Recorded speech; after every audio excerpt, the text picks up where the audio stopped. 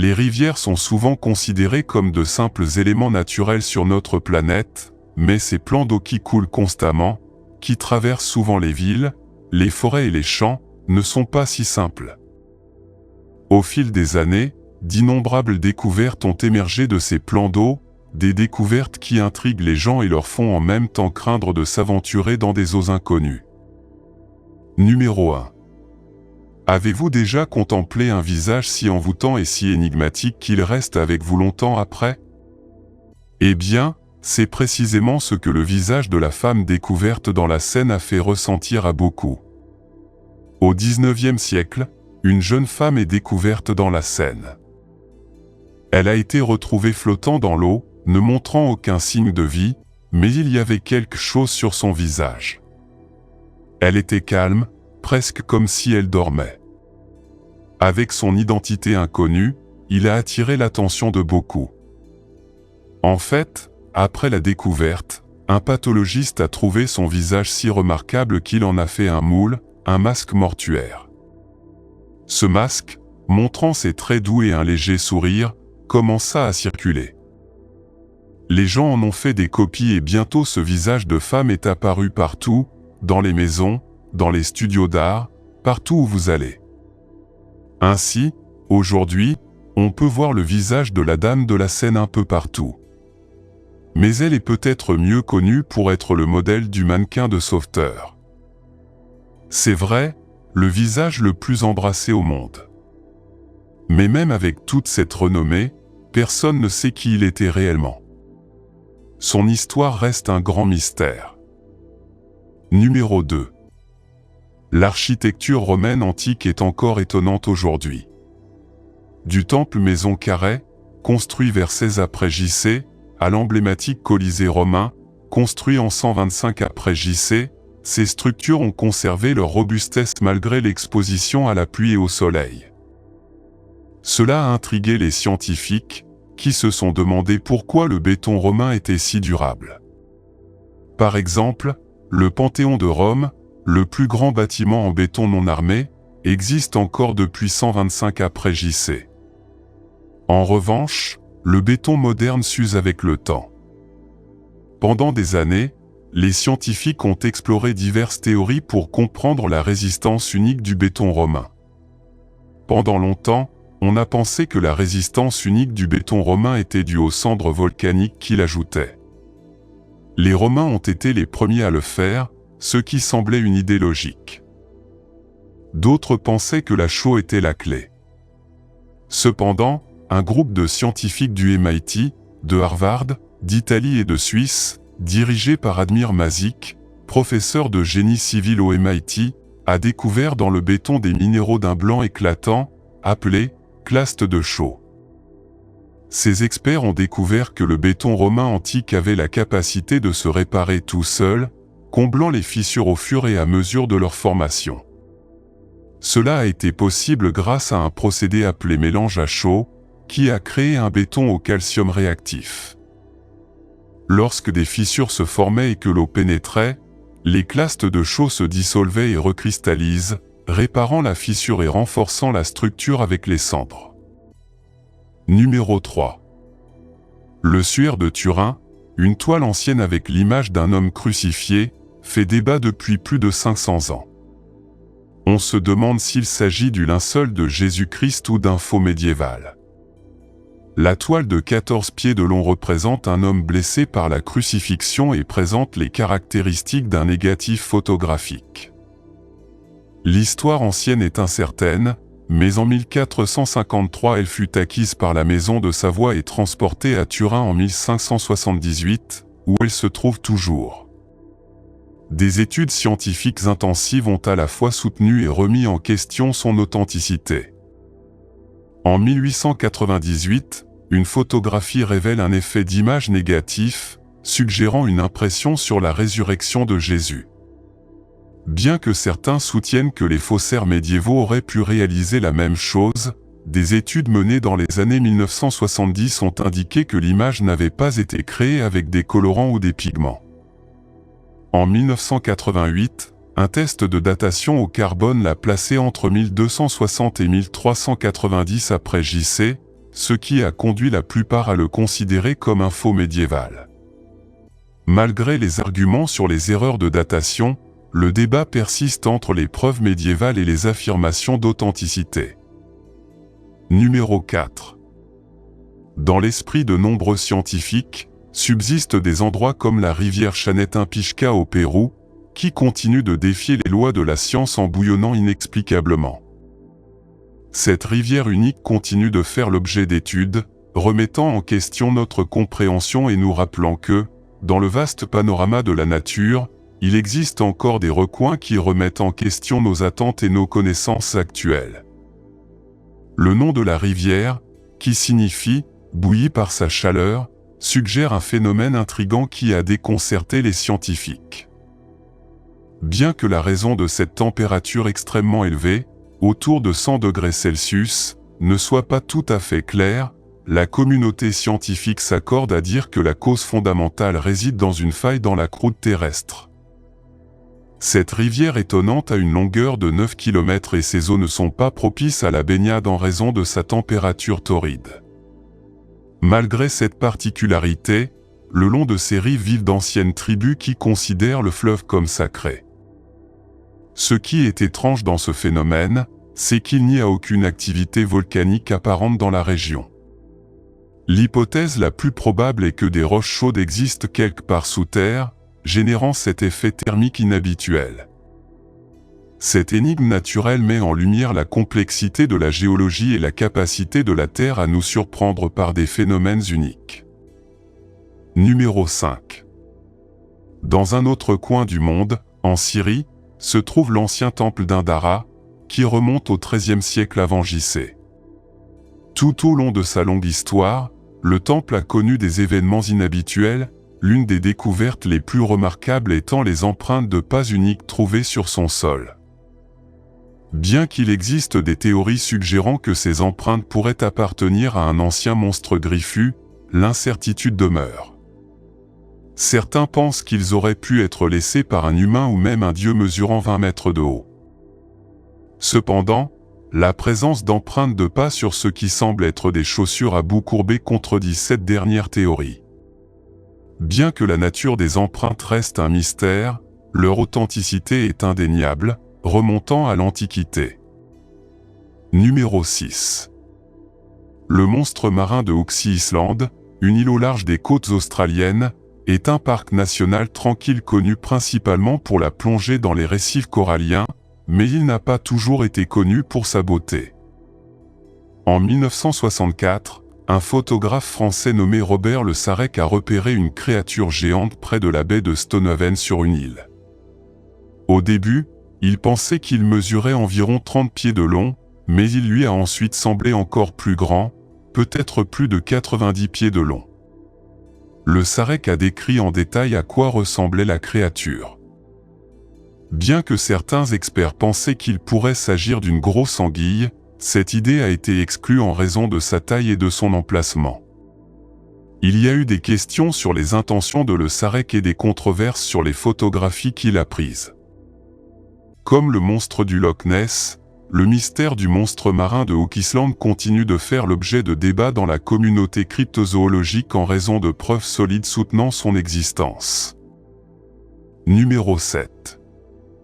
À travers de vastes paysages et des mers tumultueuses, pour atteindre les côtes inhospitalières de l'Écosse.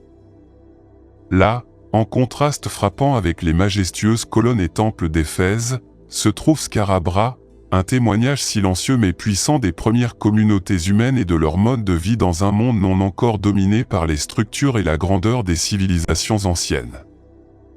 Scarabra se cache sur les côtes isolées et mystérieuses de l'Écosse, émergeant comme un trésor archéologique qui met en lumière l'aube de la civilisation humaine sur ces terres.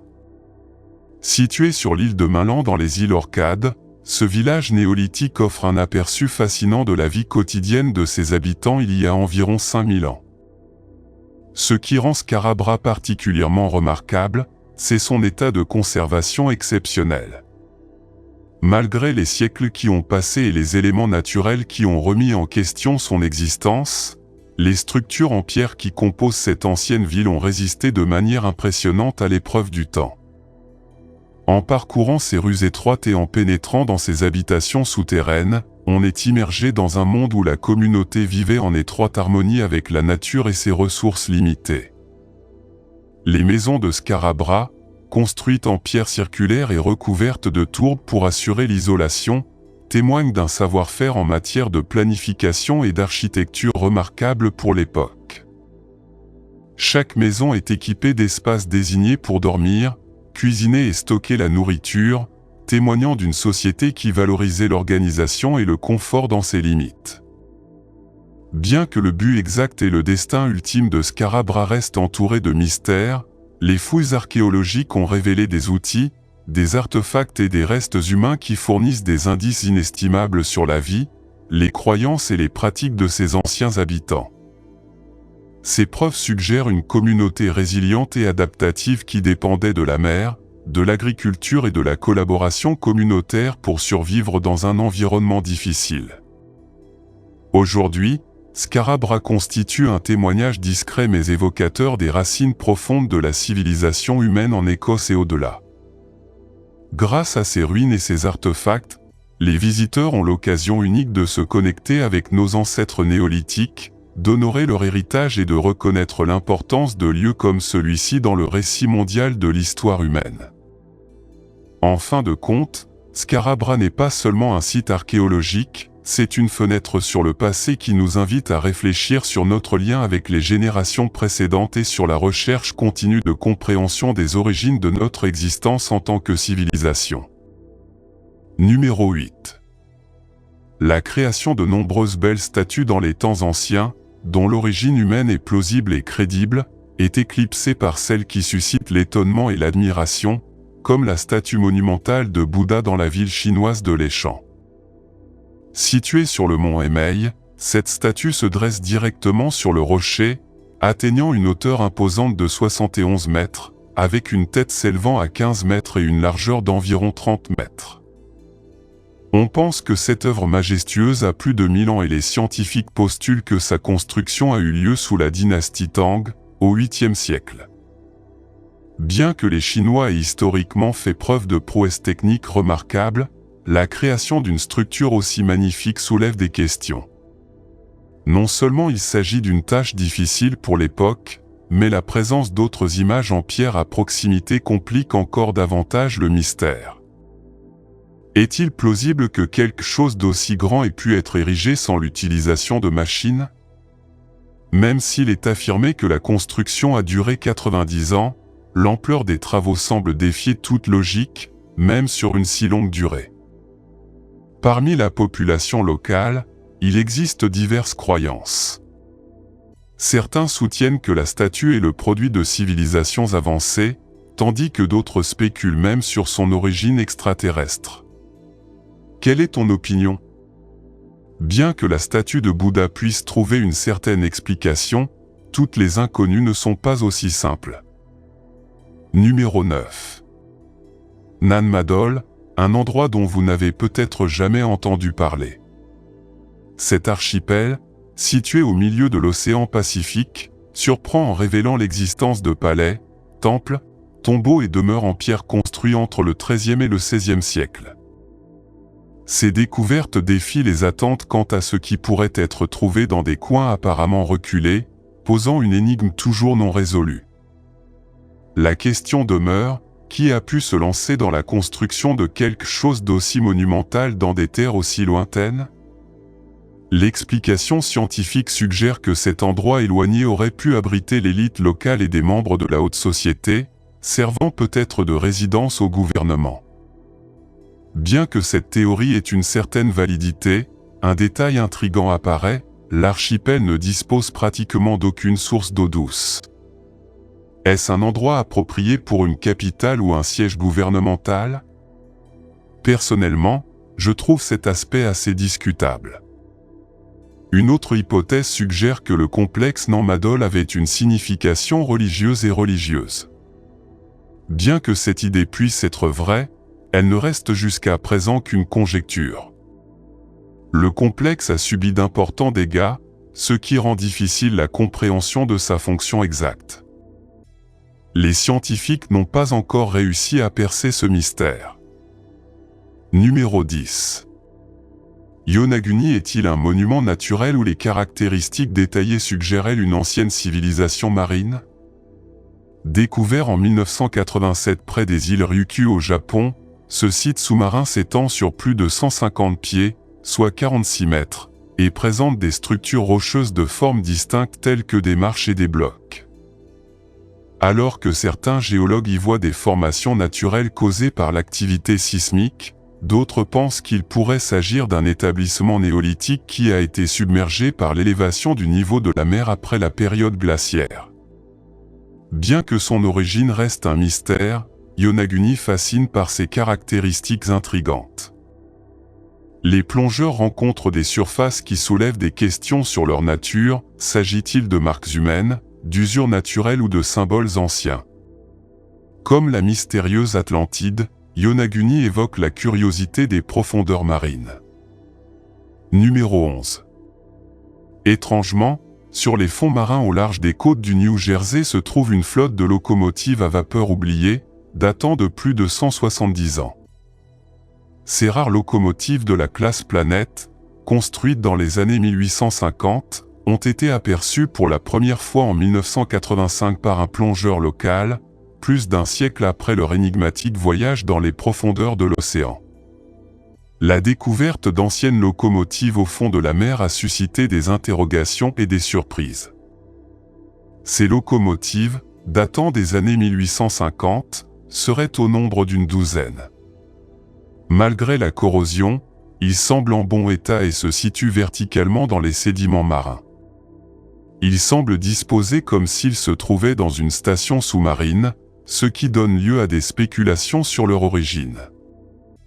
Certains pensent qu'une tempête les a emportés vers la mer alors qu'ils étaient transportés sur une barge. D'autres pensent qu'ils ont été coulés intentionnellement pour des raisons telles que l'assurance ou pour se débarrasser d'une vieille technologie. Numéro 12.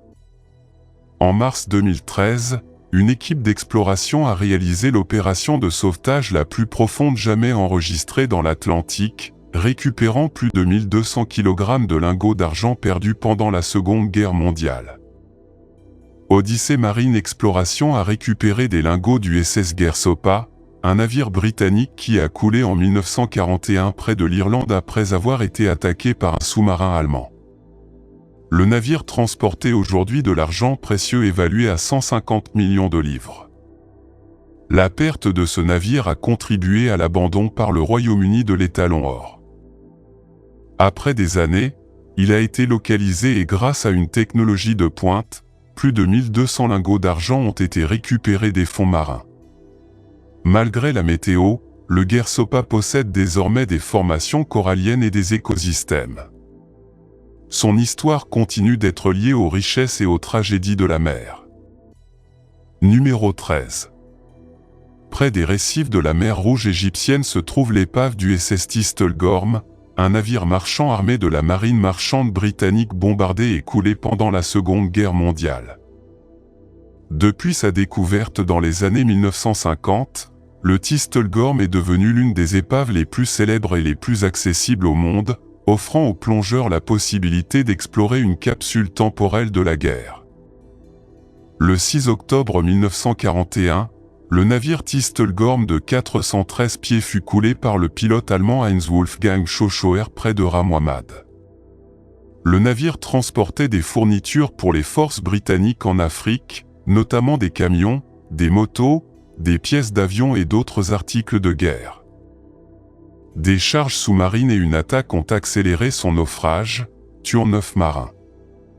Redécouvert en 1956 par Jacques Cousteau, les plongeurs le retrouvent aujourd'hui intact sur les fonds marins, remplis de marchandises, comme des motos et des camions, qui témoignent de la puissance britannique en temps de guerre.